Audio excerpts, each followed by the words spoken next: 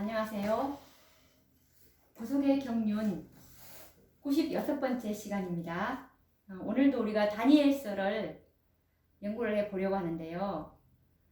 다니엘서 11장 40절 이후부터 연구를 해오고 있는데, 오늘 연구할 주제는 남방왕이 이 북방왕을 침략하는 그 의미가 무슨 뜻인지 연구를 해보도록 하겠습니다. 우선 다니엘서 11장 40절 이 본문을 먼저 한번 읽어보도록 하겠습니다. 마지막 때에 남방왕이 그를 찌르리니 북방왕이 병거와 마병과 많은 배로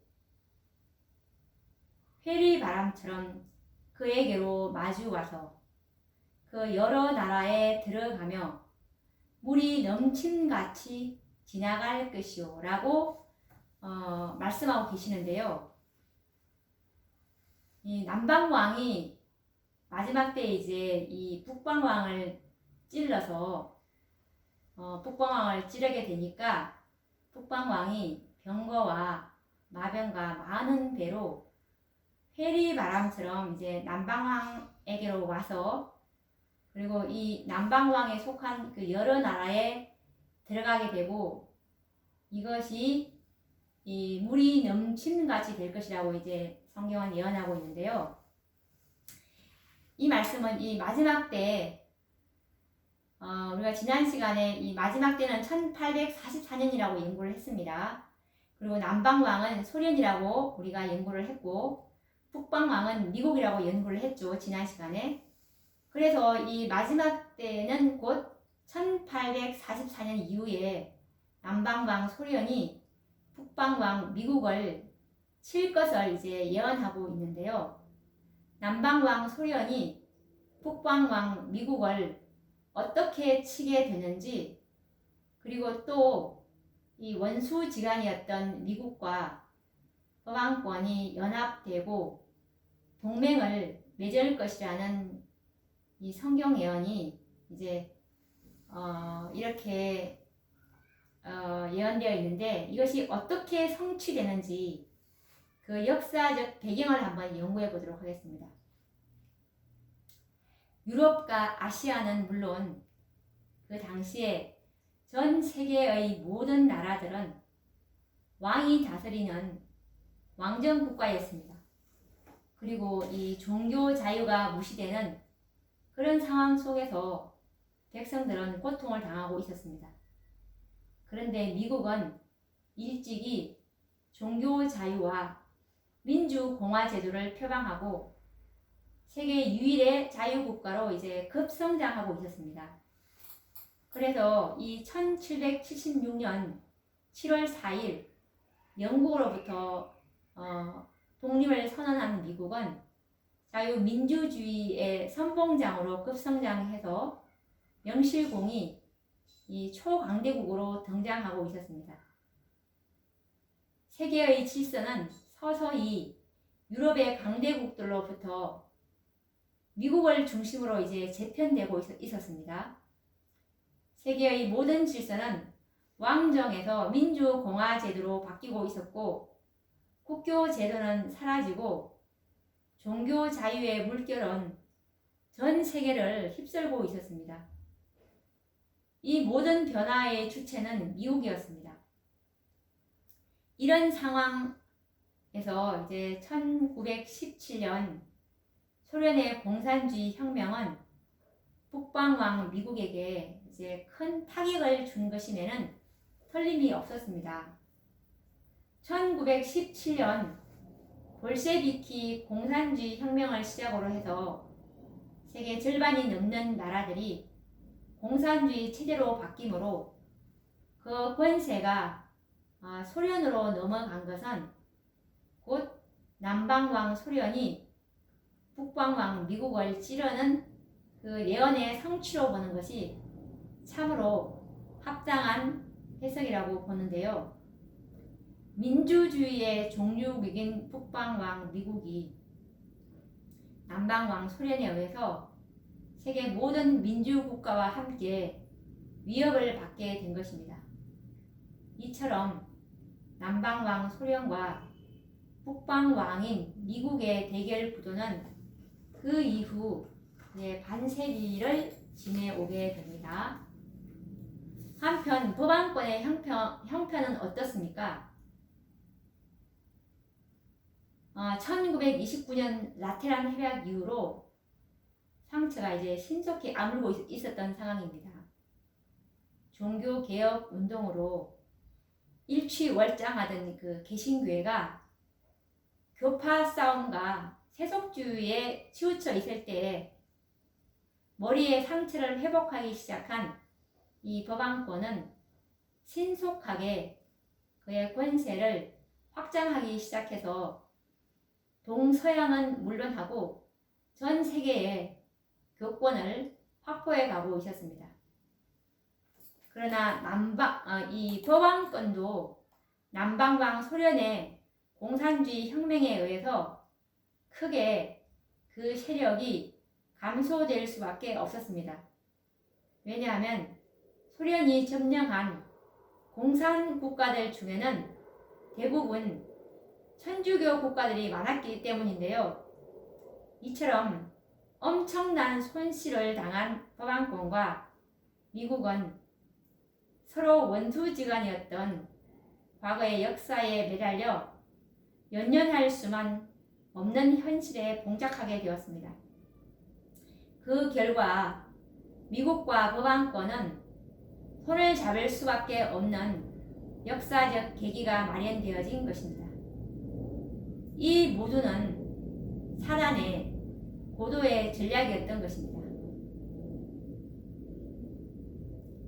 1917년 10월 이 소련은 레닌에 의해서 이 공산주의 혁명이 성공하고 이어서 세계 최대의 인구와 국토를 가진 이 중국이 1949년 공산주의가 되고 북한을 미시해서 아시아 여러 국가들이 공산주의가 되었습니다. 뿐만 아니라 동구 국가 여러 나라와 인도 차이나 반도가 공산 국가가 되었고 아프리카 남미에 공산 국가가 세워졌습니다. 그래서 짧은 시간에 공산 세력은 온 세상의 절반 이상을 점령하였습니다. 이 모든 배후는 남방왕 소련이었습니다.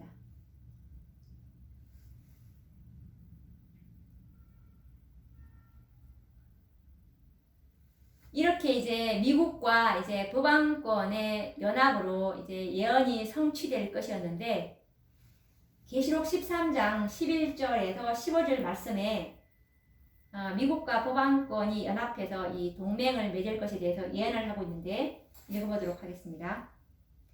내가 봄에 또 다른 짐승이 땅에서 올라오니 새끼 양같이 두 뿔이 있고 용처럼 말하더라. 저가 먼저 나온 짐승의 모든 권세를 그 앞에서 행하고 땅과 땅에 거하는 자들로 처음 짐승에게 경배하게 하니 곧 죽게 되었던 상처가 나은 자니라. 큰 이적을 행하되 심지어 사람들 앞에서 불이 하늘로부터 땅에 내려오게 하고 짐승 앞에서 받은 바 이적을 행함으로 땅에 거하는 자들을 미혹하며 땅에 거하는 자들에게 이러기를 칼에 상하였다가 살아난 짐승을 위하여 우상을 만들라 하더라. 저가 권세를 받아 그 짐승의 우상에게 생기를 주어 그 짐승의 우상으로 말하게 하고 또 짐승의 우상에게 경배하지 아니하는 자는 몇이든지 다 죽이게 하더라라고 이렇게 예언하고 있습니다. 이미 역사적 배경을 통해서 이 미국과 법왕권의 연합은 사단의 고도의 전략에 의한 것이고, 이 전략에 의해서 미국과 법왕권은 이제 손을 잡게 되는 것입니다. 이 북방왕인 미국과 법왕권은 실제적으로 이제 원수지간이었죠. 법왕권의 폭정을 견디지 못하여 신대륙으로 도망하여 세운 나라가 미국이었습니다. 그런데 이 남방왕인 소련의 공산주의 혁명으로 막대한 피해를 입은 미국과 법왕권은 현실적으로 더 이상 과거에 연연하여 원수 관계로 지낼 수만은 없었습니다. 그들은 공동의 적인 소련의 공산주의 세력을 저지하기 위해서 연합의 필요성을 느끼게 되었습니다. 이 모든 역사는 사단이 자신의 대의자인 법왕권에게 지상의 권세를 주기 위해서는 미국이라는 초강대국과의 원수 관계를 청산하지 않고서는 현실적으로 불가능하기 때문이었습니다. 실제적인 군사력을 가질 수 없는 법왕권으로서는 미국의 군사력과 권세를 이용하지 않는다면 사단은 결코 자신의 계획을 실현시킬 수 없기 때문입니다. 사단은 남방왕을 이용해서 법왕권과 미국을 연합시키는 계획을 놀랍게 성공시키게 됩니다. 그 역사를 살펴보자면 1980년 이 레이건은 공화당 대통령 후보로 선거 유세에서 강력한 미국을 제창하며 공산주의 세력을 정면 대결하는 보수적인 정강 정책을 발표하면서 지미 카트에게 압도적인 승리를 거두어 당선이 되게 됩니다. 그리고 1981년 3월 30일 이 레이건 미국 대통령이 25세의 불황아 존 W. 헝클리에게 저격을 당해서 중상을 입게 되지만 회복을 하게 되게 됩니다. 그리고 1981년 이 레이건이 총격을 받은 그 6주 후에 교황이 저격을 당하는 사건이 발생하게 되는데요. 그 후에 두 사람은 자신들이 살아남은 것은 서로 연합하라는 신의 섭리다라고 말하면서 미국과 로마 천주교회는 밀접한 동맹 관계의 필요성을 강조하게 됩니다. 1982년 미국은 교황과 비밀 회담을 가지게 되고 공산주의를 무너뜨릴 계획을 수립하게 됩니다. 이렇게 해서 이제 1984년 미국은 로마 천주교회와 동맹을 맺게 되는 역사를 우리가 볼 수 있는데, 이 미국과 법왕권이 남방왕 소련을 무너뜨리기 위해서는 대서양을 건너서 손을 잡아들 때 이것은 사단이 원하는 바인 성경 예언의 성취를 본 것인데요. 사단의 대리자인 법왕권은 미국과 동맹을 맺고 소련을 무너뜨리기 위한 비밀 협약을 맺었습니다. 이와 같은 역사를 계기로 해서 미국과 법왕권은 완전히 연합되었고 하나님의 교회를 핍박하는 예언적 기초를 놓게 됩니다. 또한 새끼 양처럼 평등과 자유를 상징하는 두 뿔을 가진 짐승인 미국이 사단의 대리자가 되어 용처럼 말하게 될 것이라는 예언의 성취가 가능하게 되었습니다. 이것이 증언의 말씀인 마지막 사건들 132페이지에 1884년도에 선지자께서 기록해 놓으셨는데요. 그들은 개신교입니다. 그녀는 법왕권인데요. 그녀가 구세계에서 이런 지배권을 개신교 미국에게 되찾을 수 있도록 문을 열고 있다라고 선지자께서 기록을 해 주셨습니다. 그리고 또 이것에 관련된 다른 증언의 말씀은 교회 증언 5권 451페이지에 있는 말씀인데요.